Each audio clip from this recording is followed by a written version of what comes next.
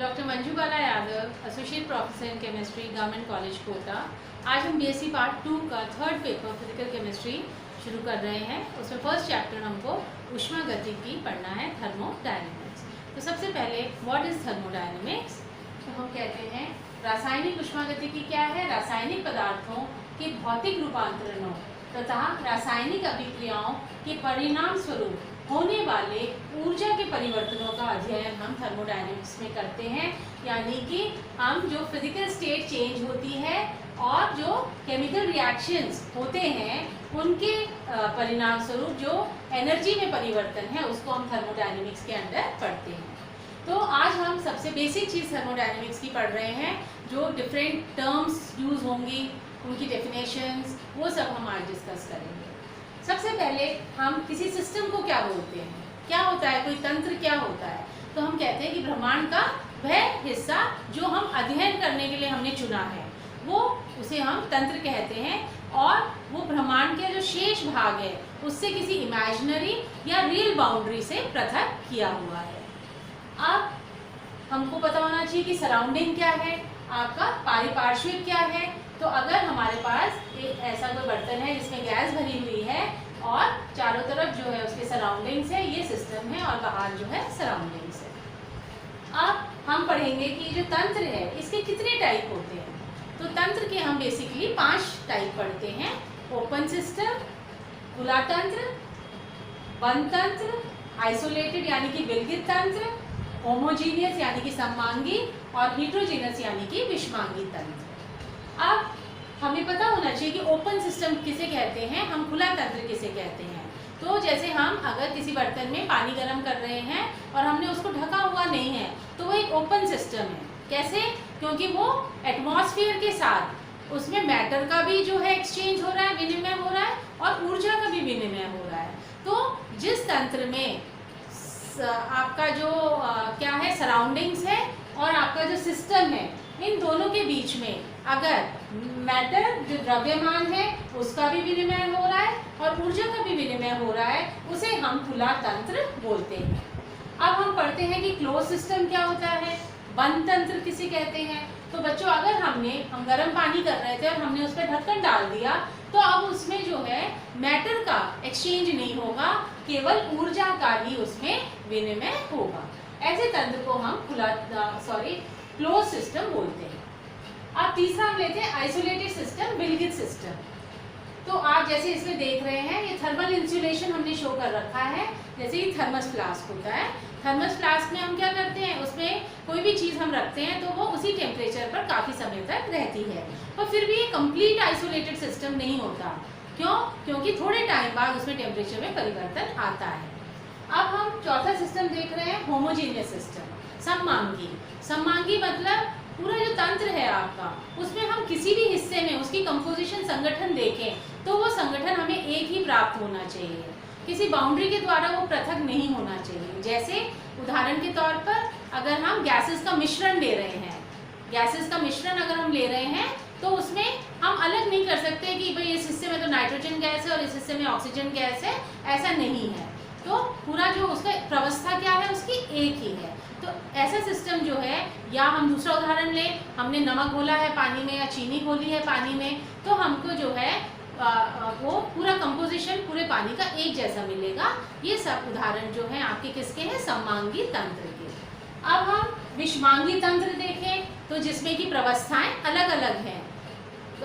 जैसे हम अघुलनशील अगर लिक्विड्स ले लें, द्रव पदार्थ ले लें जो अघुलनशील है, जैसे कार्बन टेट्राक्लोराइड और वाटर, ऑयल और वाटर, तो उसमें एक बाउंड्री बन जाती है, वो आपस में घुलते नहीं हैं। और दूसरा उदाहरण हम ले लें कि हम खूब सारे हमने कोई सॉलिड चीज़ें ले ली और उनको हमने पीस के उनका मिक्सचर बना दिया, सॉलिड मिक्सचर। तो उसमें भी हर एक जो कंपोनेंट है जो सॉलिड हमने लिया है उसका संगठन उसमें रहेगा, वो सममांगी नहीं होगा। तो ऐसे तंत्र को हम विषमांगी तंत्र बोलते हैं। अब तंत्र की अवस्था किसे कहते हैं, स्टेट ऑफ द सिस्टम क्या होता है।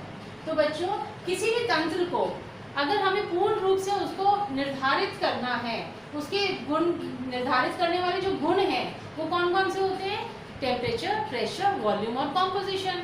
इन चारों से हम कोई भी सिस्टम को जो है एक्सप्लेन कर सकते हैं।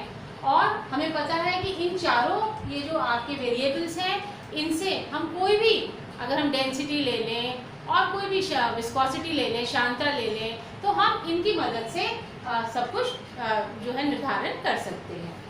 अब सपोज हम अपनी आइडियल गैस इक्वेशन लेते हैं, जो कि क्या कहती है, PV = nRT। और आपको पता है ये आइडियल गैस इक्वेशन कैसे बनती है, बॉयल्स लॉ, चार्ल्स लॉ और एवोगैड्रोस लॉ से मिलकर ये इक्वेशन बनती है।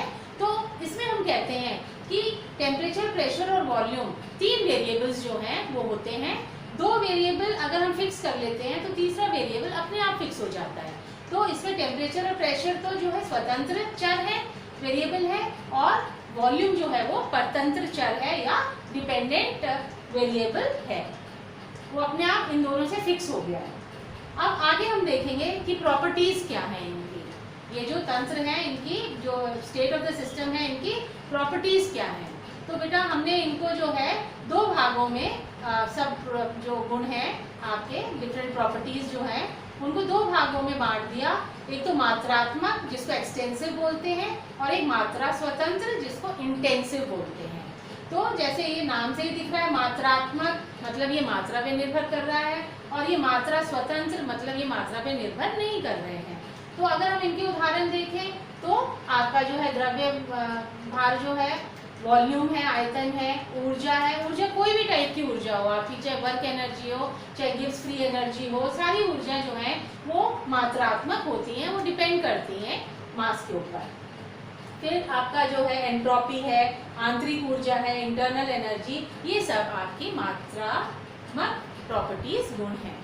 अब अगर हम इंटेंसिव प्रॉपर्टीज देखें, वे कौन सी इंटेंसिव प्रॉपर्टीज होती हैं, तो हम देखेंगे कि टेम्परेचर है, प्रेशर है, सांद्रता है, घनत्व है, विस्कासिता या आपकी जो है विस्कासिता है, रिफ्रैक्टिव इंडेक्स जो है, सरफेस टेंशन, पृष्ठ तनाव, डाइपोल मोमेंट, सांद्रता हो गया, pH, मोलर एंट्रोपी है ना, डाइलेक्ट्रिक कांस्टेंट, ये सारे जो हैं इंटेंसिव प्रॉपर्टीज हैं। तो बच्चों अगर हम जानना चाहें कि भाई कौन सी प्रॉपर्टीज को इंटेंसिव प्रॉपर्टीज कहते हैं, तो ये देखा गया कि अगर हम कोई extensive property upon extensive property, दो ऐसी प्रॉपर्टी हैं हमारे पास जो कि मात्रात्मक है, उनको अगर हम भाग करते हैं तो हमें जो है वो मात्रा स्वतंत्र गुण मिल जाता है। जैसे उदाहरण के तौर पर हम घनत्व को लें, घनत्व किसके बराबर है, मास अपॉन वॉल्यूम। तो आपको पता है कि मास भी एक्सटेंसिव है और आयतन भी एक्सटेंसिव है, तो इन दोनों के भाग से हमको कैसा मिल गया, आपको इंटेंसिव प्रॉपर्टी मिल गई। इसी तरह से इन सब को भी निकाला जा सकता है, जैसे विशिष्ट ऊष्मा है, स्पेसिफिक हीट है, वो आपकी एंथैल्पी अपॉन मास के बराबर होती है। तो ये दोनों ही एंथैल्पी और मास जो एक्सटेंसिव प्रॉपर्टी है, इसलिए ये भी इंटेंसिव प्रॉपर्टी हो गई। दूसरे बच्चों हमको ये पता होना चाहिए कि जो इंटेंसिव प्रॉपर्टी है ये हर एक भाग में, इनमें जो संघटन है, सांद्रता है, वो समान होगी। जैसे कि हम क्या कहते हैं कि हम मीठा पानी, हमने चीनी घोल ली पानी में, हम उसकी सांद्रता देखते हैं, तो चाहे हम उसका पूरा जो पानी हमने बनाया है उसको हम टेस्ट करें तो वो भी मीठा होगा, हम उसमें से थोड़ा सा पानी ले लें वो भी मीठा होगा। तो ऐसी जो गुण है जो पूरा सब जगह एक जैसा होगा। अगर हमने सांद्रता लें, सांद्रता आप पूछ सकते हो बच्चों कि मैडम सांद्रता तो जो है डिपेंड करती है मास के ऊपर, जैसे मोलरता है, नॉर्मलता है, मोलरता है, पर बच्चों आपको पता है कि मोलरता क्या है, मोलों की संख्या जो 1 लीटर बिलियन में घुली हुई है। तो इसमें हम मास अपॉन वॉल्यूम ले रहे हैं, इसलिए हमें वापस से मास अपॉन वॉल्यूम, तो ये क्या हो गई, इंटेंसिव प्रॉपर्टी हो गई। तो इस तरह से आपको ये पूरा पता होना चाहिए कि कौन सी प्रॉपर्टी इंटेंसिव है और कौन सी एक्सटेंसिव है। थर्मोडायनेमिक प्रोसेस क्या होते हैं, प्रक्रम क्या होते हैं, तो हम इनको किस 5 थर्मोडायनेमिक प्रोसेस पढ़ते हैं। आइसोथर्मल समतापी यानी कि डेल्टी जीरो, आइसोबारिक समदाबी, आइसोकोरिक समायतनिक, एडियाबेटिक दोष्म और साइक्लिक प्रोसेस चक्रीय। सबसे पहले हम आइसोथर्मल प्रोसेस लेते हैं, वह तंत्र जिसमें कि टेम्परेचर जो है चेंज नहीं होता, वो कांस्टेंट रहता है, यानी कि डेल्टी जो है वो 0 रहता है। और बच्चों हमें पता है कि आंतरिक ऊर्जा अगर डेल टी 0 है यानी कि कांस्टेंट है टेम्परेचर, तो आपका जो डेल ई है यानी कि आंतरिक ऊर्जा में जो परिवर्तन है वो भी 0 होगा। क्यों? क्योंकि आंतरिक ऊर्जा जो है वो तंत्र की काइनेटिक ऊर्जा पे निर्भर करती है और काइनेटिक ऊर्जा जो है वो टेम्परेचर के ऊपर निर्भर करती है। इसलिए अगर टेम्परेचर कांस्टेंट है तो आंतरिक ऊर्जा भी उस तंत्र की स्थिर होगी, कांस्टेंट होगी। अब इसको आइसोथर्मल प्रोसेस को समझाने के लिए हम, अगर बॉयल्स लॉ हमें पता है, कहता है कि pressure inversely proportional to volume, और इस प्रकार से हम इसको जो है ग्राफ खींचते हैं तो प्रेशर बढ़ाते हैं तो वॉल्यूम जो है कम हो जाता है। ये हमारा आइसोथर्मल प्रोसेस है। अब दूसरा है आइसोबारिक प्रोसेस, यानी कि प्रेशर जो है उसमें कोई चेंज नहीं है, प्रेशर कांस्टेंट है, डेल पी 0। तो अगर हम ये देखते हैं लाइन तो ये हमारी आइसोबारिक प्रोसेस को दर्शाती है। अब अगर हम वापस इसकी उदाहरण लें तो हम कह सकते हैं कि जैसे हम कोई चीज़ गर्म कर रहे हैं और हमने उसको खुला रखा हुआ है तो जो प्रेशर होगा वो जो एनवायरनमेंट का प्रेशर है और जो अंदर का प्रेशर है उसमें जो है अंतर आएगा, इसलिए वो जो है प्रोसेस वो आइसोबारिक नहीं होगा। आइसोबारिक कब होगा? जब हम उसमें ढक्कन लगा देंगे तो अब एटमॉस्फेयर के प्रेशर में और उसके प्रेशर में कोई लेन देन नहीं है और अंदर जो है प्रेशर वो मेंटेन रहेगा, कांस्टेंट रहेगा। इसी तरह से आइसोकोरिक, आइसोकोरिक क्या है? जिसमें कि वॉल्यूम स्थिर रहे, डेल वी स्थिर 0 है, तो ये हमारा आइसोकोरिक प्रोसेस है। हर एक पॉइंट पे यहाँ पे सेम वॉल्यूम है। इसमें भी हम, अगर हमने उदाहरण के तौर पर हम कुछ बना रहे हैं गैस पे और बर्तन में हमने ढक्कन लगा दिया तो अब उसका जो अंदर का आयतन है वो हमने फिक्स कर दिया गैस का, तो इस प्रकार से हम आइसोकोरिक प्रोसेस को बता सकते हैं। अब बच्चों एडियाबेटिक क्या है? जिसमें कोई ऊष्मा का विनिमय नहीं हो रहा, यहाँ पे ऊष्मा जो है उसका कोई विनिमय नहीं हो रहा, तो वो आपका एडियाबेटिक प्रोसेस है। और अगर हम यहाँ पर इसको प्लॉट करें एडियाबेटिक प्रोसेस को, तो हम देखते हैं कि इसका जो स्लोप है, इसकी जो ढाल है वो आइसोथर्मल से कम होगी, इसकी जो ढाल है वो अधिक होगी। ये आपका स्लोप ज़्यादा है तो इसकी ढाल कम है, और ये आपका सीधा है इसलिए इसकी ढाल जो है अधिक होगी। अब लास्ट प्रोसेस है आपका साइक्लिक प्रोसेस। कोई भी अगर सिस्टम होता है जिसमें कि जो अपना स्टेट ऑफ द सिस्टम है वो डिफरेंट जो उसके मतलब पाथ है उसमें से होकर और वापस अगर वहीं पर पहुंच जाता है तो वो एक साइक्लिक प्रोसेस है, और यहाँ पर भी मतलब कोई चेंज नहीं होता है, कांस्टेंट रहता है। तो बच्चों इस तरह से हम डिफरेंट थर्मोडायनेमिक प्रोसेसेस को समझा सकते हैं। अब आगे हम पढ़ेंगे कि उत्क्रमणीय तथा अनुत्क्रमणीय जो आपके प्रोसेसेस हैं वो क्या होते हैं। जैसे कि नाम से ही दिखता है रिवर्सिबल, मतलब जो रिवर्स हो जाए, इरिवर्सिबल जो रिवर्स नहीं हो सकता। पर हम इसको किस तरह से समझते हैं कि अगर हमारे पास कोई सिलेंडर है और उसमें हमने पिस्टन लगाई हुई है और जो अंदर की तरफ से प्रेशर लग रहा है वो अगर P है और बाहर की तरफ से जो उसको बैलेंस कर रहा है वो क्या है? P प्रेशर है वो भी, और हमने यहाँ पर छोटे छोटे जो है इसमें वेट्स लगा रखे हैं। तो बच्चों सपोज हमने एक छोटा सा वेट जो है ऊपर से यहाँ से हटा दिया तो क्या होगा? यहाँ पर हमने प्रेशर जो है P माइनस डी, थोड़ा सा इनफाइनाइट अति सूक्ष्म मात्रा में उसको कम कर दिया, तो नीचे जो है अति सूक्ष्म मात्रा में नीचे इसका आयतन जो है बढ़ जाएगा, और साथ में फिर पर जल्दी से वापस से ये भी P माइनस डी जो प्रेशर है उसको मेंटेन कर लेगा और वापस से इक्विलिब्रियम इनमें रहेगा। तो ऐसे हम धीरे धीरे अगर वेट्स को कम करते जाएंगे तो धीरे धीरे जो है प्रोसेस जो है वो आगे बढ़ेगा, पर हर स्टेप पे हमको जो है इक्विलिब्रियम मिलेगा। तो ऐसा जो होता है सिस्टम जहाँ हर स्टेप में इक्विलिब्रियम एस्टैब्लिश होता है और जहाँ ड्राइविंग फोर्स जो है आपकी वो अपोजिंग फोर्स से केवल थोड़ी सी अनंत सूक्ष्म मात्रा से अधिक है, तो उसको हम क्या बोलते हैं? Reversible process. पर बच्चों ये जो एक आइडियल कंडीशन है ये पाई नहीं जाती है।